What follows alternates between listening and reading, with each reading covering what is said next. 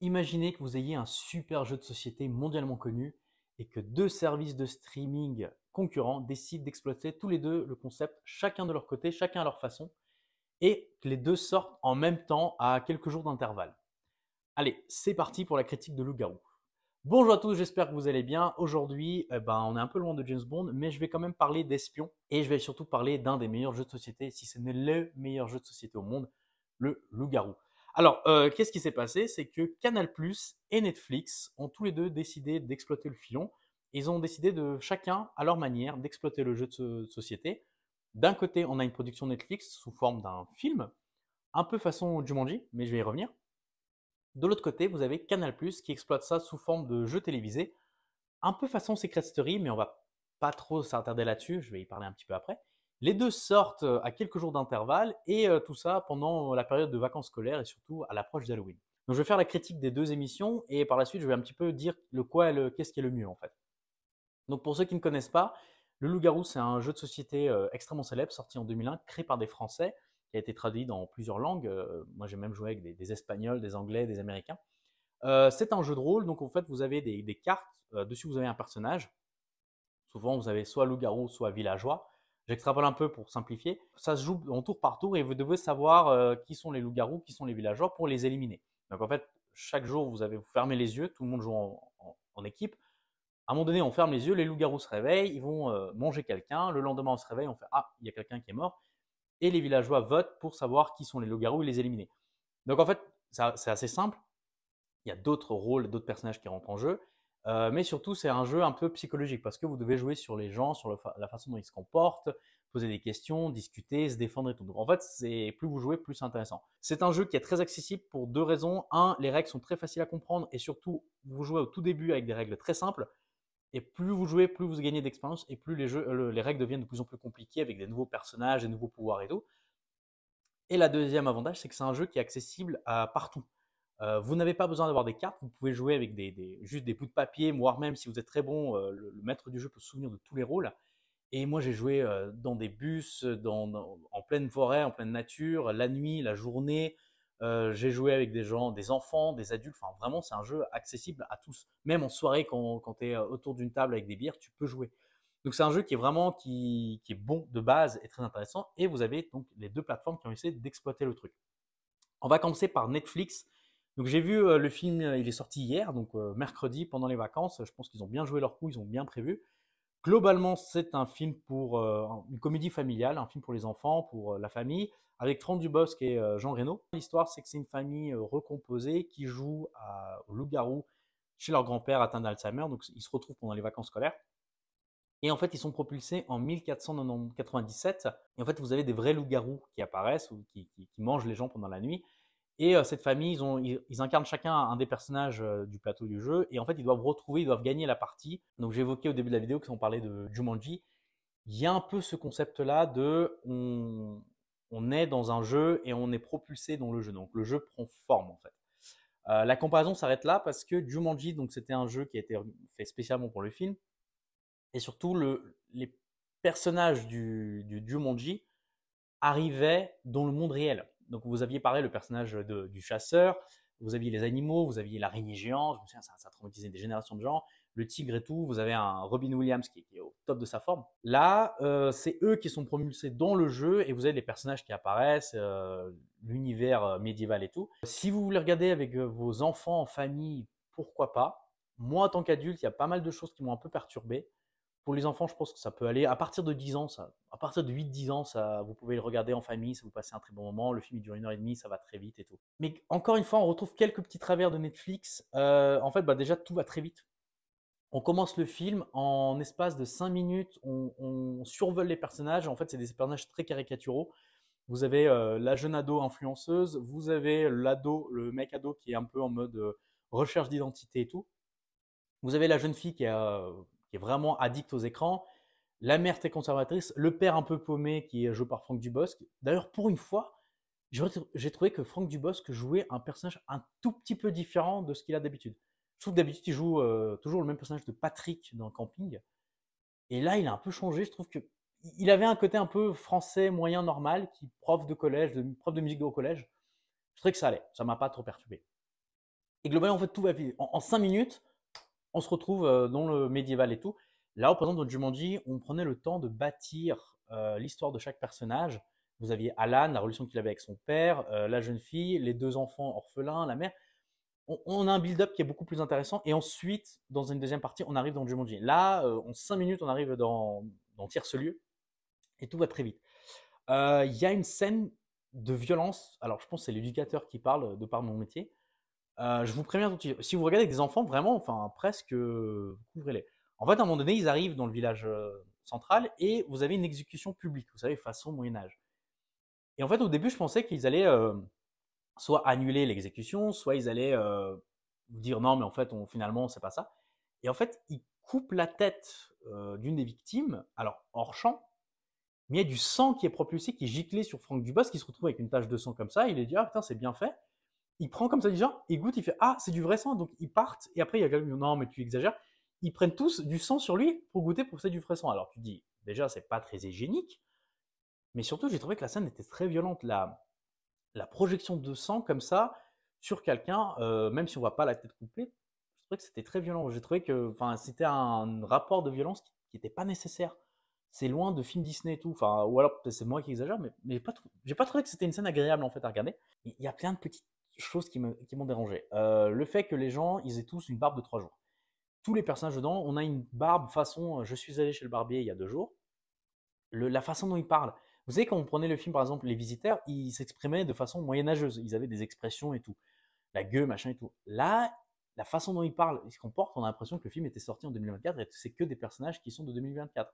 Même quand vous allez dans des fêtes médiévales et tout, même les personnages qui jouent, les gens qui se déguisent et tout, ils font un effort de parler comme au Moyen-Âge. Là, tous les personnages, ils parlent. Et à un moment donné, il y a même une jeune fille qui commence à faire des pouces comme ça alors qu'elle vient du Moyen-Âge, quoi. Ça, c'est la deuxième. Plus, il y a une couche woke, on va être clair et net là-dessus. À un moment donné, il croise un personnage, le personnage commence à parler de son homosexualité. À un moment donné, la mère de famille, elle est avocate de la défense des droits des femmes, qui commence à faire tout un discours féministe par rapport à ça. Elle se retrouve dans la merde à cause de ça. C'est du discours de 2024 qui est ramené au Moyen-Âge, mais qui n'a pas lieu d'être en fait. Il correspond pas. En fait, ça correspond pas avec ce qu'on veut essayer de vous vendre. En tant qu'adulte, ça m'a fait sortir du film parce que je trouvais que la magie n'opérait plus en fait. On a un sort de discours politique qui n'a rien à faire là en fait. Ça, c'est dommage. Pour la série Canal+. Alors, en fait, c'est sous forme d'un jeu. C'est produit par Canal+, et Farid, vous savez, le comédien avec les longs dreads et tout, j'adore, il me fait toujours mourir de rire. Et globalement, il joue au loup-garou avec ses amis et tout. Il dit, bah, tiens, viens, on va faire un loup-garou version géante. Alors, si vous étiez déjà dans l'animation, vous avez participé à des camps ou des choses comme ça, des classes vertes, c'est quelque chose qui se fait réellement.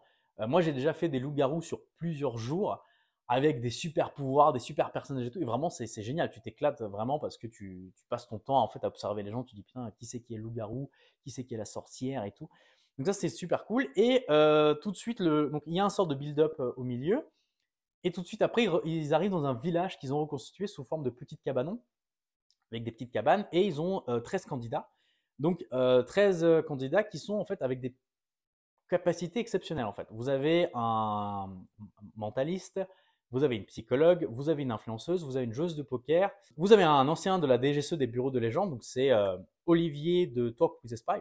Que des personnes qui sont amenées à travailler avec des gens, à avoir une sorte d'expertise psychologique avec les gens. Donc en fait déjà, ça change du candidat de télé-réalité lambda, vous savez, genre les ch'tis ou les Marseillais, ou des trucs comme ça. Donc vraiment, on a déjà de base des gens très intéressants. Vraiment des gens que tu veux passer la soirée avec eux. C'est, je veux dire, t'as un avocat de défense qui est là, qui commence à dire ouais, mais les accusés, ils se comportent comme ça, comme ça, comme ça. Ce qui est intéressant, on ne sait pas qui est qui. On sait un loup-garou. Ils le disent dès le début, mais c'est fait exprès, c'est pour avoir un sort de storytelling. Et en fait, vous avez deux équipes. Donc vous avez le loup-garou et ils sont 3. Donc il y en a un, on le sait, il parle face caméra. 2 autres qu'on ne connaît pas du tout. Et on a des villageois, donc globalement, mais on ne sait pas qui est quoi. En fait, c'est génial parce que tu passes ton temps à essayer de voir aussi des indices et tout en même temps, et tu découvres le jeu en même temps que les autres candidats en fait. Donc ça, c'est vraiment génial parce qu'au début, je pensais qu'on allait tout savoir, mais en fait, pas du tout. Il y a un côté mystère qui est sauvegardé. Ce qui est cool, c'est qu'ils explorent au début les règles du jeu de façon très simple. C'est 10 villageois, 3 loups-garous, et petit à petit, à chaque épisode, il y a des nouvelles cartes qui apparaissent. Donc il y a la petite fille qui apparaît, il y a la voyante qui apparaît. Donc en fait, on complique les règles du jeu. Et en même temps, ça permet de suivre un petit peu et de monter en intensité. Ça veut dire que moins il y a de joueurs, mais il y a des joueurs de plus en plus puissants. C'est vraiment chouette parce que tu le suis avec vraiment beaucoup d'engouement parce que tu dis c'est quoi la prochaine étape, qu'est-ce qui va être l'après. Surtout que pour développer ça, ils ont fait des épreuves. Donc en fait, ils doivent participer à des épreuves plutôt intellectuelles. C'est ça qui est cool. Résoudre des énigmes, trouver un indice et tout. Et ils développent des pouvoirs. Et ensuite, ils ont développé aussi un truc intéressant, c'est qu'on ne connaît pas les candidats dès le début. On survole rapidement certains candidats au début. Et ensuite, on prend un temps de faire une présentation, de faire une interview pour voir qui ils sont. Et en fait, c'est très intéressant parce qu'au début, on a une masse et on ne les connaît pas. Et plus on avance dans l'émission, plus on les découvre, plus on s'attache à eux, plus on se dit ah mais tiens c'est cool ce qu'ils essayent et tout. Et en fait, ça vous maintient un petit peu en rythme. Je vais être honnête, j'ai tout regardé les 4 épisodes parce que j'avais pris un peu de retard. J'ai regardé les 4 épisodes en une journée, mais j'ai pas regardé en étant assis devant la télé. J'ai mis la télé en grand sur le côté. Je faisais autre chose à côté. Je faisais un peu de paperasse, un peu rangement, des choses comme ça. J'étais dans la même salle. Et tu arrives à suivre l'émission, mais tu n'es pas obligé d'être assis comme ça à suivre chaque truc parce que des fois c'est un petit peu long. Mais dans l'ensemble, tu regardes et tu arrives à suivre, tu arrives à regarder les interviews. C'est entrecoupé entre les moments un peu fun, les moments d'enquête, les interviews, les moments où ils sont ensemble. Donc vraiment, c'est très très très bien rythmé. Pour l'émission Canal+, je vais être honnête, c'est fun, mais ça sent un petit peu le réchauffé. On a déjà vu pas mal de youtubeurs faire des parties de loup-garou en ligne avec, ils invitent des candidats et tout. Et c'est qu'on regarde l'émission, des fois c'est des parties qui durent 30 minutes, 40 minutes, il y a le côté fun des youtubeurs un peu décontracté. Ici, le jeu est fun, mais encore une fois, on ne sait pas trop si ce sera une émission à perpétuelle. Par exemple, je sais pas, il y a une saison 2 dans un an, on invite d'autres candidats. Mais on sent qu'il y a un côté très éphémère. Il y a un côté très éphémère parce que tu dis, bon, bah, on a fait une partie, on a regardé, on l'a suivi, ça m'étonnerait qu'on va regarder tout le temps ça.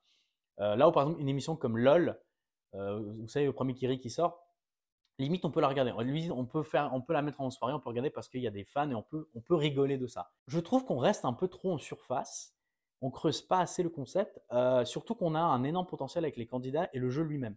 Le jeu lui-même, vraiment, c'est de la psychologie pure. Tu peux analyser le comportement de chacun et tout. Moi, j'aurais aimé avoir une sorte de voix off ou une analyse d'une tierce personne qui dit bah tiens, là, il a cligné des yeux, il a fait ça, il a fait comme ça, comment est-ce qu'on peut analyser le comportement et comment est-ce qu'on pourrait presque utiliser le jeu loup-garou dans la société. Vous savez, par exemple, quand on fait des team building en entreprise, presque on pourrait utiliser le loup-garou comme un outil de team building et les analyses et les outils qu'ils mettent en place pour aider les gens, travailler en équipe et tout.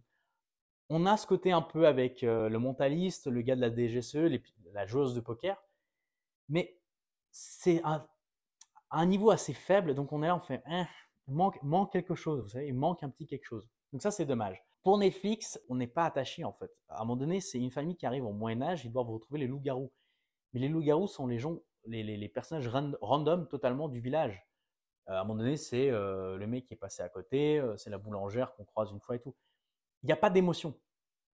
Dans Jumanji, encore une fois, je reprends le truc, on est attaché aux personnages de base parce qu'on a une très bonne exposition au début. On présente les personnages, on présente leurs qualités, leurs défauts, leur personnalité, et en fait, on s'inquiète pour les personnages. S'il leur arrive quelque chose, on se sentirait triste. Quand le petit garçon est inspiré quand Alan est inspiré dans le parquet, on tremble pour Alan, quoi. Là, pas trop, quoi. Là, il n'y a pas de stress, il y a pas d'empathie pour les personnages. Si vraiment je devais exploiter le concept, moi j'aurais fait une sitcom. Je vais prendre un exemple très simple que vous connaissez tous, The Office, meilleur sitcom de tous les temps. On a un univers de personnages. Il y a, je crois, 25-30 personnages différents.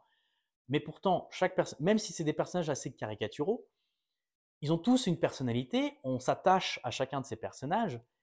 Et presque, si on avait déjà un premier épisode où juste on apprend à connaître ces personnages, on a genre un bureau ou une entreprise ou même une colonie de vacances. Vraiment, vous avez un mode comme Nos Jours Heureux, on a une colonie de vacances, on a des enfants ou des personnages, des adultes et tout, et qu'à un moment donné, ils sont propulsés dans un monde du Moyen Âge ou dans un univers fictif, et que justement, ils doivent vivre ensemble et retrouver qui est le loup-garou avec les costumes et tout, je pense qu'on aurait déjà, d'une part, on aurait construit une vraie base, on se serait vraiment attaché au personnage. Deuxièmement, on aurait vraiment ce côté mystère et enquête. Chacun se méfie de chacun. Qui sont les loups-garous, qui sont les villageois, qui sait qui a les super pouvoirs, comment est-ce qu'on les utilise. Aussi bien de chez Canal+ que Netflix, on va pas au bout. On ne prend pas de risques. Pour moi, le gagnant est quand même Canal+. Canal+ a mieux géré le truc. Ils ont bien exploité. Ils ont joué. Ce qui est le grand point positif, c'est qu'ils ont bien mis en place les règles. Ça, c'est bien. C'est qu'ils exploitent le règlement. Et les personnages sont intéressants. Les joueurs en eux-mêmes sont très intéressants parce qu'on exploite vraiment des personnalités très différentes, mais qui ont un point commun, c'est qu'ils analysent les gens. Ils travaillent avec de l'humain. Ça, c'est un énorme point positif. Le film de Netflix reste un film Netflix. Si vous fêtez, si vous êtes en famille, vous fêtez Halloween, vous voulez passer un bon moment, vous pouvez le regarder, mais vous allez très vite l'oublier. La série de Canal+ n'est pas terminée. Il y a encore un épisode ce vendredi qui sort, le 25 octobre. Et je crois qu'il y en a encore un autre qui sort le 1er novembre. Mais si vous avez l'occasion, si vous êtes abonné à l'une des plateformes, bah, allez le voir. Vraiment, ça mérite un bon moment. Je vous invite à vous abonner, à liker cette vidéo, à la commenter surtout. Et si vous êtes un grand joueur de loup-garou, quelle est votre expérience de ce jeu? Et surtout, bah, n'hésitez pas à vous abonner. Je fais quasiment une vidéo par semaine ces derniers temps. Donc, à très bientôt. Allez, ciao!